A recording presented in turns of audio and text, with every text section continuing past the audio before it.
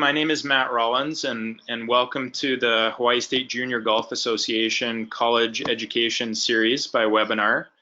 Our plan is to do these webinars monthly and hopefully help to guide you throughout the college process. One thing that I did want to mention to everybody, if you do want to take another look at this webinar, if there's some information that you maybe missed or something like that along the way, we will be recording the webinar and we will be posting that on our website in a password protected section. So we will make sure that everybody gets that information. Just one other item of note, we'd like to hold off on questions. We have some kind of key points that we want to go through during the webinar, and we'd like to keep these sessions to 30 minutes if we can. And then what we'll do afterwards, if you want to submit your questions through the webinar or by email, we'll collect those and it'll help us set up the framework for future webinars. So that's kind of the plan. We have two great panelists today supporting this first webinar. So I'd like to introduce Dean Frischknecht from the Ping American College Golf Guide. And I'd like to introduce Mary B. Porter King, obviously the Hawaii State Junior Golf Association president. Mary B. was also a four-sport athlete at Arizona State University. So pretty fortunate to have these two people with us today and helping lead the seminar. And we'll jump right into some questions. It looks like we have 21 people online now, so that's a great start. And we'll maybe just kick it off with some questions. And so we'll be starting with Mary B. And Mary B, I'm just wondering if you can give the group a bit of background on the need for these sessions and maybe geographically how Hawaii is at a bit of a disadvantage for recruiting. Great, thanks, Matt. I'm really excited that this is our first one of these that's online and people have access anytime they want. So, and I think it's one of the key things that I feel is most important that we do with the Hawaii State Junior Golf is that we provide our juniors an opportunity to be seen and to play and to be heard by college coaches all over the United States. And my personal goal is that our juniors have an opportunity to gain scholarships to play at some amazing universities. But what's difficult is that to have these college workshops is difficult at times, and I know everyone's busy, but I felt that this might be an easy way to do that. And starting out with Dean Frischknecht, who has been a longtime friend of mine, who writes to me, he writes what I feel is the Bible to junior golf going into college. And if you're not familiar with it, I hope in this webinar and the next webinar that you'll become very familiar with it, because I believe that he's given you all the tools you'll need to understand the process of going into recruiting for college golf. And as Matt mentioned, we are at a disadvantage because we're on different islands and it's hard to hold these. It's hard to bring in the key people that you need to hear from. I know it's real easy to listen to a parent that's gone through some recruiting, but I would highly recommend that you listen to the experts, and Dean would be one of the experts in college golf. So I think this is a great opportunity for us to learn and to understand how to prepare what you need to do to get into college golf. So. Okay. Thanks, Mary B. Just one more question for you. In your opinion, what is the most important thing that our members can do when trying to determine the right school? Getting into the right school is a real key, and I really think, and I know Dean will touch on it too and what he has to say, but we all tend to look at the powerhouse schools. I'll say the Arizona States and USCs and UCLAs, and we all tend to go to the West Coast, which is easier for our kids too. But sometimes you need a real reality check to understand if you want to play golf or do you want to just be on a team. And I know for me, when I played in college golf, I wanted to play. I wanted to be a part of the team. I didn't just want to have a uniform and a bag. I wanted to be a part of the team. And Dean will be able to tell you how many universities there are across the United States that have college golf teams for men and women. And I think the real key is finding a school, first of all, that fits you, and second of all, a team that you can play for, and not just be sitting on the bench most of the time. And I also think one of the key factors is finding a college coach that fits you. And that can be a little bit tricky in the recruiting process, but there's many of us, Kathy Torchiana, if you're familiar with her, and I, who was a college coach, we know most of these coaches, and we can be helpful in helping you find personally who's the best coach for you. Yeah, and I think that's a great point. And there's so many Hawaii alumni too that have gone on to some great schools, so they can be perfect resources for prospective students looking at where they should go. So that's great. Thanks, Mary B. Okay, we'll move on to Dean. Obviously, there's a lot to cover, and I think our first couple of webinars are really going to focus on the college golf guide. So I'd like to spend a little bit of time with Dean. Dean, can you give us a little bit of a background on how the Ping College Golf Guide came to be, and how our members can access this? Kind of a brief overview of what the site is. I can do that, Matt. Thank you very much, and thank you, Mary B. I was fortunate enough coming out of high school to have a scholarship to play golf at Oregon State University. And after I graduated, I pretty much kept an eye on college golf and junior golf. I always thought that I might get a chance to coach golf at Oregon State University.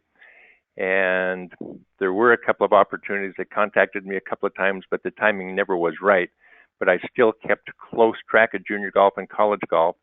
And at one of the tournaments that I attended 31 years ago, 1988, at the Oregon Duck Invitational in Eugene, one of the coaches down there, a Hall of Fame coach, told me he had just thrown away 200 letters the previous week from kids that had no chance at teeing it up at his high-level program.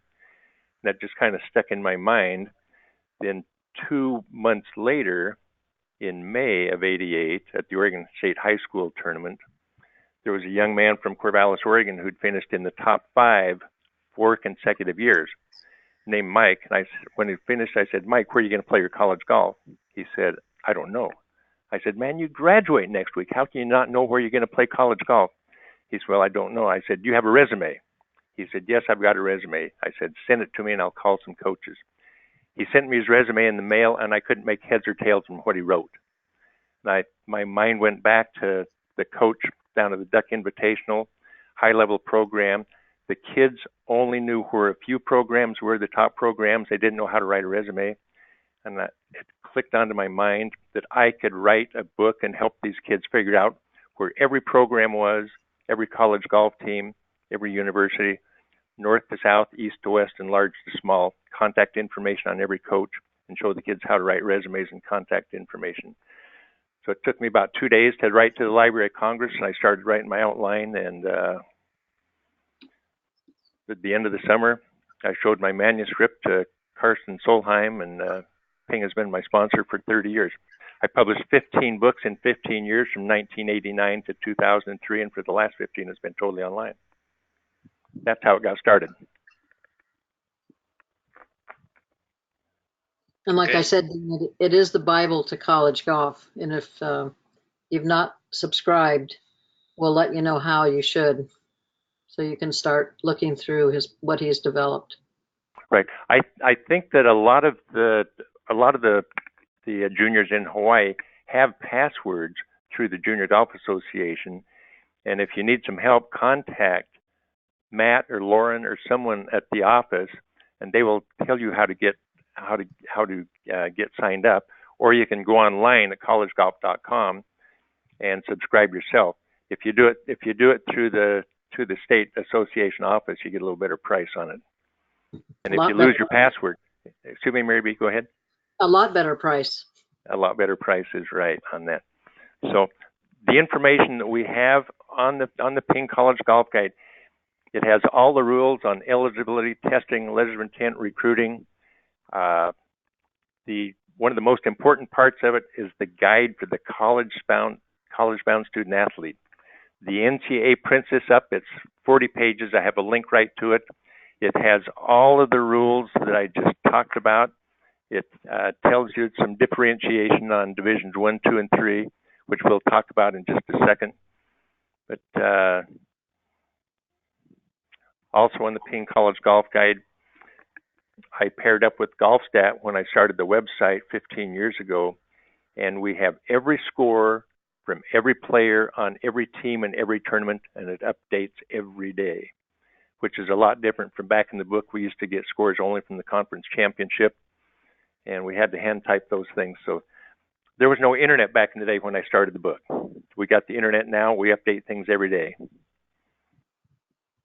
Yeah, and it's a fantastic resource. And Dean, the last couple of years at our state junior championship, just those parents that have attended that session, we've given them access and connected them with you and your site. So I think a majority of the people that are on the line today, it'll be kind of their first time taking a look. So I think it'll be great for them to have a look through that, and especially on our next session, we'll dive into that a little bit more. Just wondering if you can talk briefly about the difference between various divisions in college sports.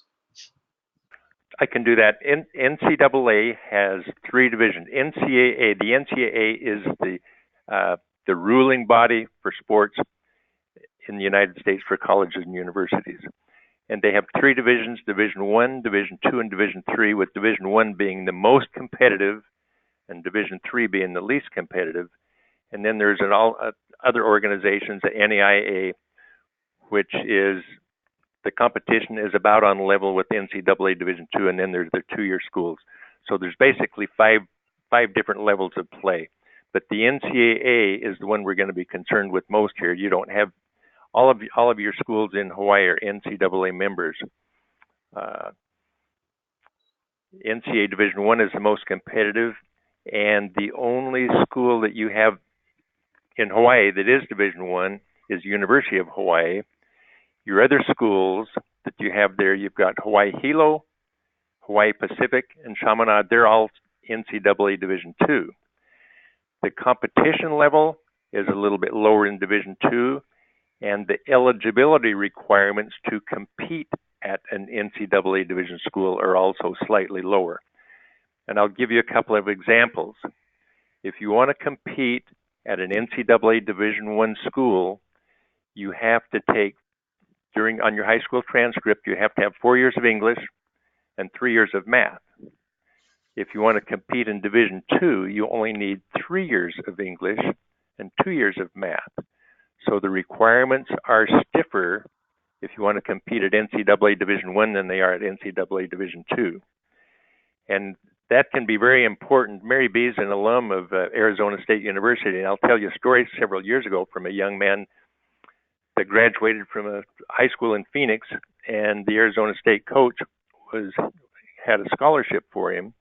And when his transcript came up, he only had 3 years of English. He was not eligible to compete at a Division 1 school, and his freshman year he ended up playing at Scottsdale Community College. All of these rules are in that guide for the college-bound student athlete that I talked to. You can see everything in there from your core courses, and that's what I just talked about, your math and your English. They're 2 of the core courses. And they have a sliding scale that shows you what your eligibility requirements are. The eligibility requirements for SAT and ACT and GPA are higher at Division 1 than they are at Division 2. And then we've got NCAA Division 3. You don't have any Division 3 schools in Hawaii, but in the states, in the mainland, there are about 300 colleges and universities that compete at NCAA Division 3.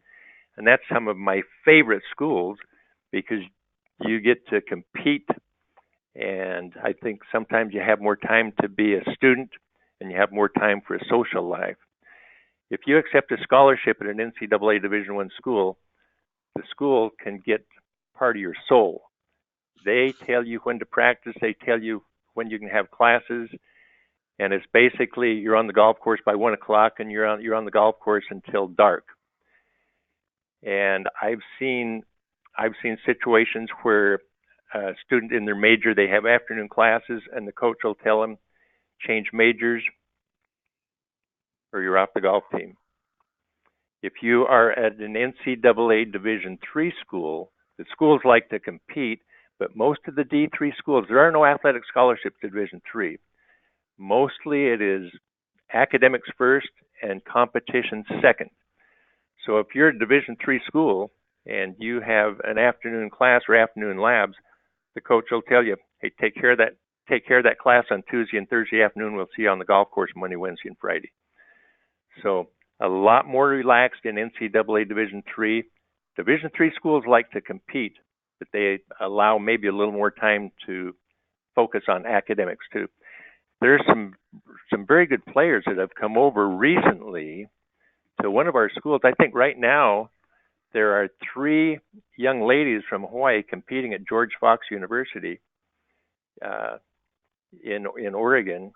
And in the last few years, I think is it Sydney Maluenda and Iris Kawada? Right. Yep. They both made All-American NCAA Division III competing for George Fox University. So there's some great opportunities to compete and study, and you just need to find out where your golf scores and where your academic ability match up, and that is what I can help you do with the Ping College Golf Guide. I can show you where your scores match up, where your academics match up, and that we can show you some possible matches based on those 2 factors, academics and golf scores, 2 hard sets of numbers. Then, if you have some possible matches, then it comes down to the emotional stuff. What does it feel like when you walk on the campus or talk to the coach? It's kind of like mom and dad when they buy a house. The bank's already told them how much money they can spend for the house. So the emotional stuff is, what does it feel like when you drive in the driveway or walk in the entry or check out that kitchen for the first time? The kids need to do that on college campuses. What does it feel like when you meet the coach, meet an academic counselor, or taste that dorm food for the first time? So those are some of the differences on Division I, II, and III. Yeah, Dean, I think you made a key point there when you mentioned having that alignment with academics and athletics. I think we have a lot of kids, and it's all over the mainland as well, but a lot of these kids maybe get obsessed with going to one school and having one golf bag and that type of thing. And some of these schools, it's going to be pretty difficult to crack that lineup, and you definitely want to be able to go there and play some golf as well. So I think finding that right fit that's going to allow you to make that golf team, as well as getting that education. So I think that's a key point there.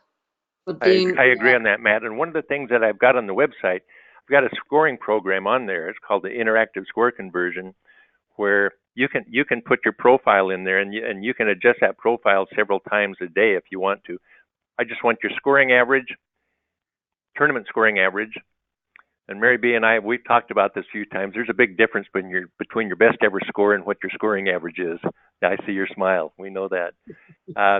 What's your tournament scoring average, and what's the average yardage you're playing from to shoot those scores? When we have that, we can show you where your scores match up to any college golf team and any college tournament. And it will help you figure out where you match up. Extremely important. And then we've got SAT and ACT numbers too. We can't get GPAs from all the schools because not every school reports it, but we've got SAT and ACT numbers. So you can see the hard sets of numbers I talked about.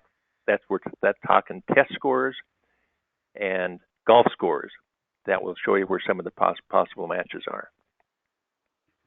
Yeah, Dean, I think your interactive piece is, to me, the most telling, especially for some who think that they should be playing a high-level D1 school, and they put in even their best scores, and they're going to find that they're down at the bottom of the list.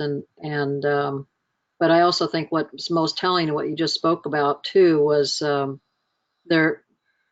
the classes people are taking and their GPAs. And I know a lot of kids think, well, I have a great GPA, but they didn't take the classes that they needed to take. And I think that's really key because they need to understand that right before they start high school. So you only have 4 years to take those classes. And if you need 3 or 4 years of it, you better have started it when you're a freshman. Right. That guide for the college-bound student athlete draws it right out. They put it exactly on there. What are your core classes, and what do your numbers have to be able to compete as a freshman? Yeah, and I think Mary B, you've seen it just at our events, and whenever we host a college seminar, we get the parents and the kids of the senior golfer. So we got to make sure that people are jumping on here and joining Dean's website to gather this information at a young age, so that they are on the right track to make these decisions and get to the right place. So. Right, and that's exactly why we're doing this. So too many times when I go to tournaments and ask kids, where are you looking at schools or who are you communicating with, and their answer always, well, I haven't even started, and they're a rising junior, or they're already in their senior year, and I have to tell you that it's probably too late unless you get really lucky. But it's a process that if you want to get involved, you need to start early and be prepared, and not just on the golf course, but academically.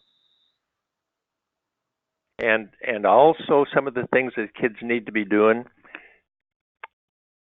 attend some college tournaments. In the first week in November, the Pac-12 women's schools will all be on the Big Island. November 4, 5, and 6. It's a Monday, Tuesday, Wednesday, but there's a practice rounds on Sunday. And if you want to see how players handle themselves and how good they are at the highest level, you might want to check that out. Also, check the schedules of your schools on the islands, and when they host some tournaments, go and watch. You will learn a lot. That's a great comment, Dean. We have tournaments on every island, college tournaments, and I know we have 2 on Kauai. We have one out at Wailua, and I think out at Princeville. We have 2 here, but and Maui has them, Big Island has them, and Oahu has them. So if you have a chance just to go see college golf, I think it's a great opportunity, and watch coaches. If you want to watch a coach and watch a coach coach, I think it's a great opportunity. See how he interacts and how the teams interact is a wonderful opportunity. That's fantastic, Mary B. And the other thing the kids need to do is visit some college campuses. If you've got some favorites, go visit. And even if you have a chance to see a school that may not be on your list, just the experience of being on the campus and talking to an admissions counselor, you can learn something. So visit the schools, attend college events if you can. You just need to learn the things that are going to be available to you coming up, and they will come fast. And Dean, can you elaborate on that a little bit? Just kind of some of the important dates that are a part of the whole college process, when our members can start contacting coaches, and maybe the rules around those campus visits. Yeah, the NCAA changed the visit and the recruiting rules last May, and the terminology they put on it is first opportunity for recruiting activity. And some of the reasons why, I'm going to read 2 sentences that the NCAA wrote on why they changed the rules on recruiting and visits. Quote, it says, the rules create a phased-in recruiting approach that allows coaches to build relationships with prospective student athletes through phone calls and other types of communication before allowing for visits and off-campus contact. Second sentence, these changes will eliminate students in the 9th grade and younger being recruited, while it still allows access to a college campuses enough to make informed financial and educational decisions on where to go to college. So there are new rules that went in effect this last year. And number one on those rules, no communication between a coach and athlete until June 15 after the sophomore year. Now you guys don't have to write these things down if you're listening, because it's all written down in the Ping Guide and it's all written down in the NCAA Guide for the college-bound student athlete. One of the things I learned in college from one of my good professors, I didn't have to remember everything. I just need to know where to look it up. So we've got a place where you can look it up. So, but I'm going to repeat that. No communication between a coach and athlete until June 15 after the sophomore year. That means no correspondence, no private messages, no emails, no text, no incoming or outgoing phone calls between a coach and student athlete until June 15 after the sophomore year. Then after June 15, the coaches you can trade text messages, you can do emails, you can send letters, you can communicate with them however you want. But that cannot happen until June 15 after the sophomore year. Next new rule, no official or unofficial visits until August 1 of the junior year. An official visit is one that is paid for by the school. In Division I, you're limited to 5 schools that you can accept paid visits. You can have more than 5 paid visits to Division II, by the way. But on NCAA Division I, you're limited to 5 official visits, which are paid for by the institution. Unofficial visits are paid for by the family. And no unofficial visits until after August of the junior year. And the reason for that rule is they don't want you communicating with the coaches or anybody in the athletic department until August 1 after the junior year. You can visit the school at any time. You can visit school when you're freshman or sophomore. You cannot communicate with anyone in the athletic department. That includes the coaches. So let me repeat that one back again. No official or unofficial visits until August 1 of the junior year. No off-campus contact until August 1 of the junior year. No verbal offers or commitments from student athletes until June 15 after the sophomore year. Athletes can receive non-recruiting materials anytime, which includes things like brochures, camp brochures, non-athletic institutional publications, or NCAA material. You can receive that anytime, but you cannot receive recruiting information until June 15 after the sophomore year. So there's some of the new rules, Matt, that you asked about. Okay. Thanks, Dean, and that's perfect. And obviously, your site's going to cover a lot of this information, like what to expect for these official visits, a lot of that. So initially, and we're approaching our 30-minute mark already. These are going to kind of fly by pretty quickly, I think. What we'd like to do is, for many of the people on the line, we would like you to email us if you are interested in having access to Dean's site. I think it's a key component here for all of you. So please send an email to our info email address, and we will get you connected at Dean's discounted price. Dean, I believe you do that for us for $20. Correct, yes. So a great deal for everybody there. And then what we can do is we'll give you access. It's collegegolf.com is the site, and you can take a look at the public portion of that website for now. And then what we're hoping to do on the next call is dive into the back end a little bit more and have Dean kind of show us some of the key information, what to look at first, how to navigate the site, that type of thing. So that's kind of the goal with our next webinar. But before we talk about that, Mary B and Dean, do you guys want to leave the group with kind of any last messages? Well, Matt, I'd like to thank Dean just for taking the time, because he's in a different time zone than we are. Like I said, the gift he's giving us is access to his site for a deep, deep discount. But it is really, truly the Bible for college recruiting and understanding what's the next step. So, but thank you, Dean, for being with us tonight. Well, thank you, Mary B, and thank you, Matt, for inviting me. I enjoyed that, and we will see if we can get your people to have passwords so that we can get everybody logged in for the next time when we go through this in November. Thank you, Dean, and thank you, Mary B, for taking the time today.